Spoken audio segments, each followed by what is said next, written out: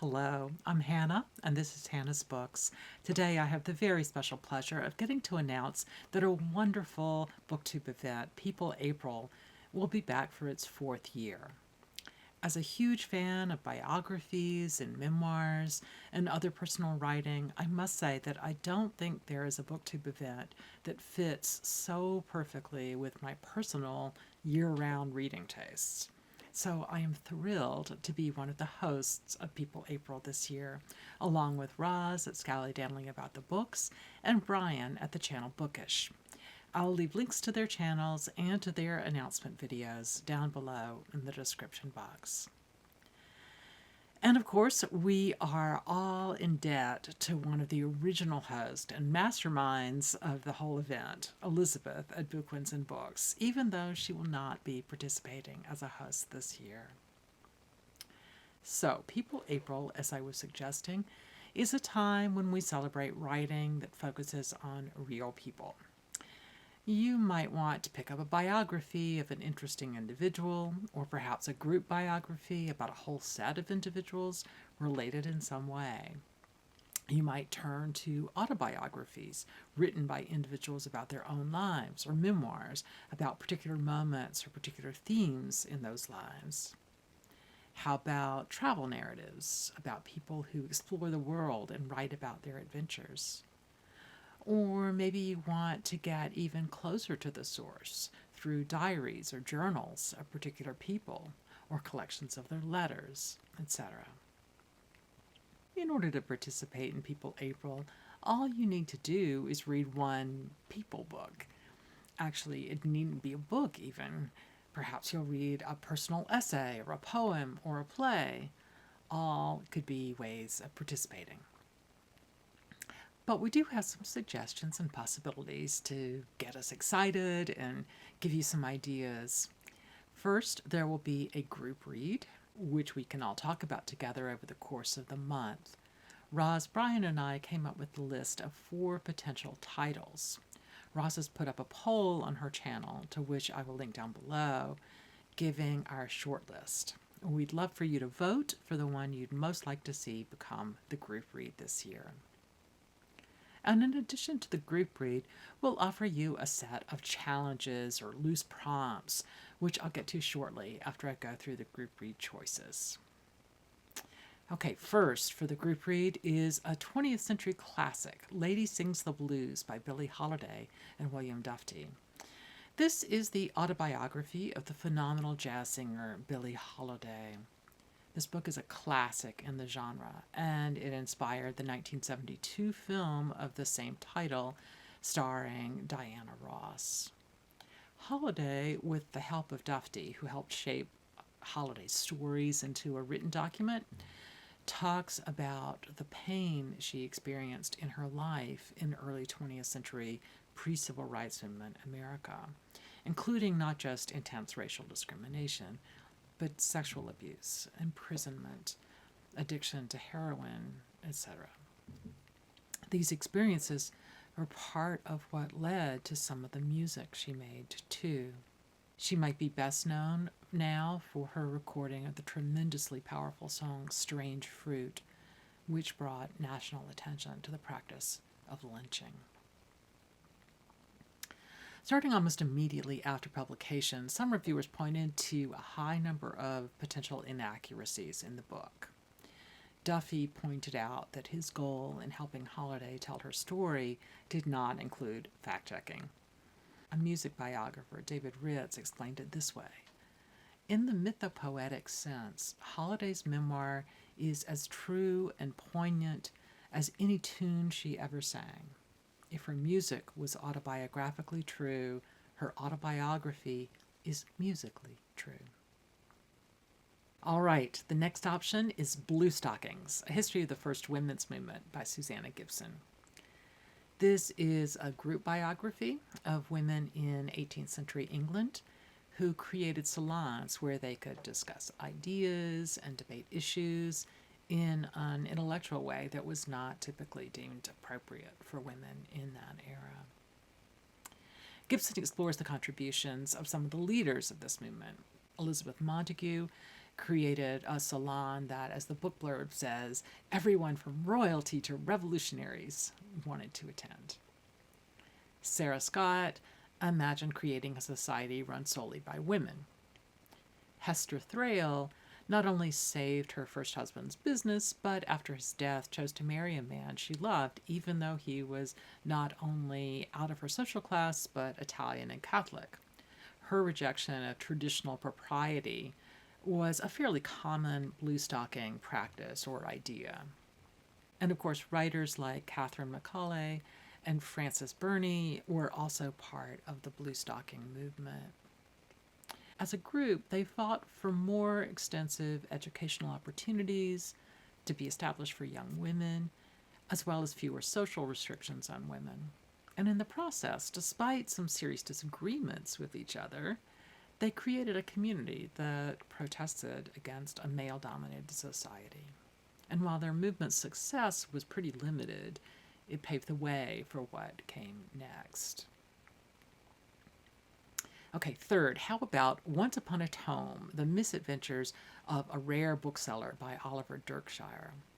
For years, the author worked at one of the oldest bookstores around, established in 1761, I think, full of first editions, dedicated readers, and even a resident ghost.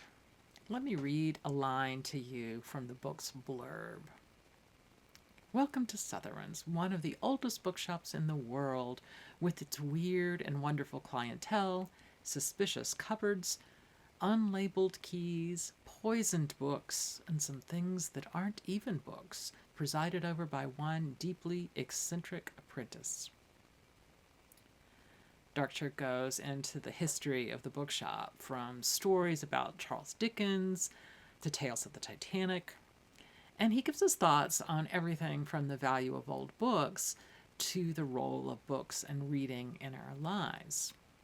Let me turn again to the pub material, which says, quote, by turns unhinged and earnest, Once Upon a Tome is the colorful story of life in one of the world's oldest bookstores, and a love letter to the benign, unruly world of antiquarian bookselling, where to be uncommon or strange is the best possible compliment.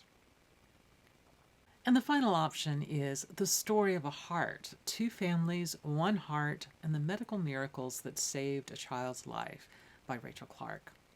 I really loved Clarke's earlier book about end-of-life care, so I was thrilled to see the author get such high praise for this book, and yet I still haven't read it. While Clarke does explore the history of the development of transplant surgery, this book is really the story of two children and their families. When 9-year-old Kira was massively injured in a car accident and her organs began to fail, her heart continued to beat. Her family decided that their daughter would have wanted to be an organ donor. At the same moment, 9-year-old Max was in the hospital suffering from a failing heart, and he was the recipient.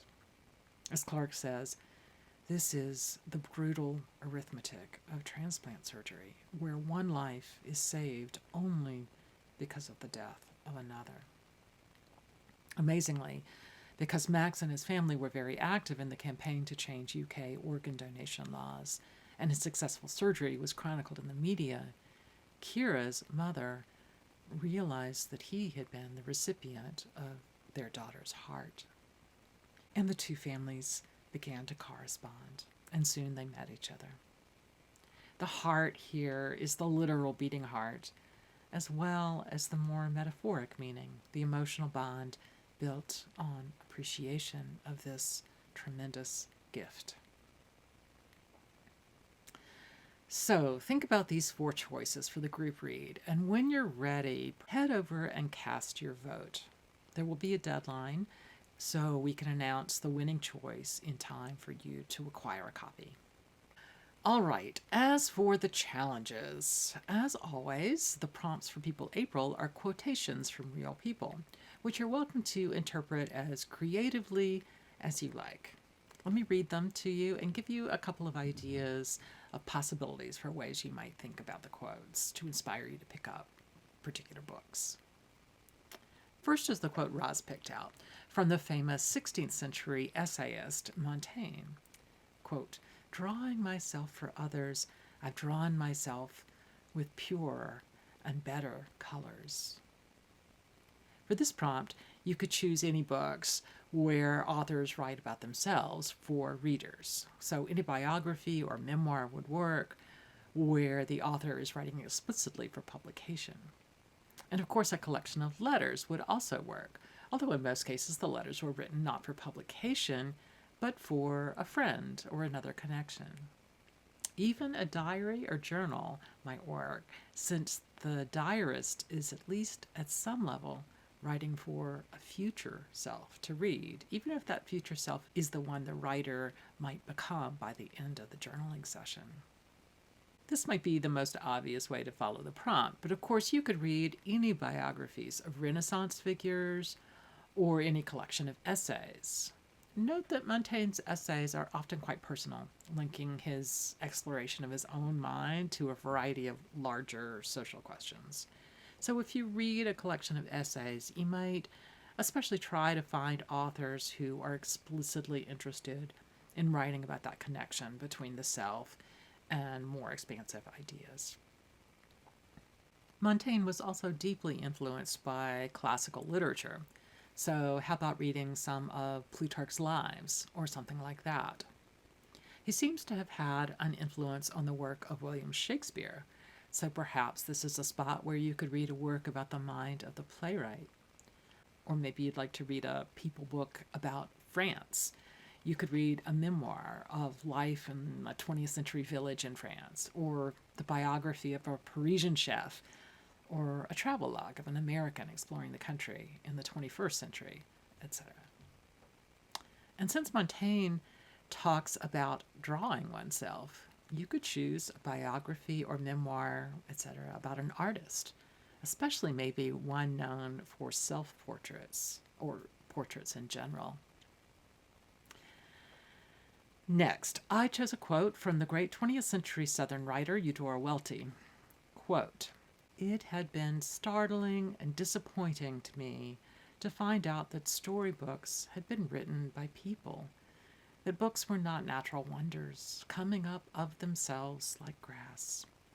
Yet regardless of where they came from, I cannot remember a time when I was not in love with them." This prompt might lead you to pick up a book about books, about reading them as a child or as an adult, about writing them, about being a bookseller or a librarian, or about the story of a person having to sort through a dead relative's enormous collection of obscure titles, which is one thing I am doing right now, although I don't intend to write a memoir of that experience. You could also read biographies of children's authors, or any authors, maybe writers who won the Pulitzer Prize, as Eudora Welty did, or writers from the U.S. South, where Welty was from, or from anywhere in America. You could read a, quote, people book dealing with any other aspect of the South. You could read something about the experience of childhood much more generally. And honestly, I suppose you could read a memoir about experiencing natural wonders, or even tending one's own little patch of grass. And finally, Brian chose this quote from Sun Tzu, the ancient Chinese military general who's credited as the author of The Art of War. "If you know the enemy and know yourself, you need not fear the result of 100 battles." Where might this prompt lead? Reading a biography or memoir about someone with whom we disagree intensely, even find threatening, is one possibility. How about reading the biography of a person trying to explore their own sense of self? Or works about people that you think might help you think about how you want to act in your own life? And of course, anything about people planning or participating in battles, or even people living through broader social and cultural experiences of a war, or perhaps its aftermath, could also answer this prompt. A lot of modern readers see in Sun Tzu's work advice that they use in other somewhat aggressive situations, from professional sports to the corporate world. So you could read memoirs or biographies about major athletes or business insiders. Or you could go in a different direction and read any people book from early days or from today dealing with China. Or you could look at biographies with complex or limited historical sources that mean biographers must make some enormous guesses as they write. A quote biography of Homer, or even one of Shakespeare, perhaps. Can you come up with some other possibilities? Well, I am eager to see which book wins enough votes to become the group read, and I can't wait to see how you all respond to the quotes while putting together your TBRs. Even more, I'm looking forward to the conversation that will happen here on BookTube and also on the People April Discord channel. I'll leave a link to that down below. It's already open, and Roz, Brian, and I would love for you to enter the conversation over there. Well, I hope all of you will join us during the celebration of People April this year. Thank you so much for joining me today. See you soon here on Hannah's Books.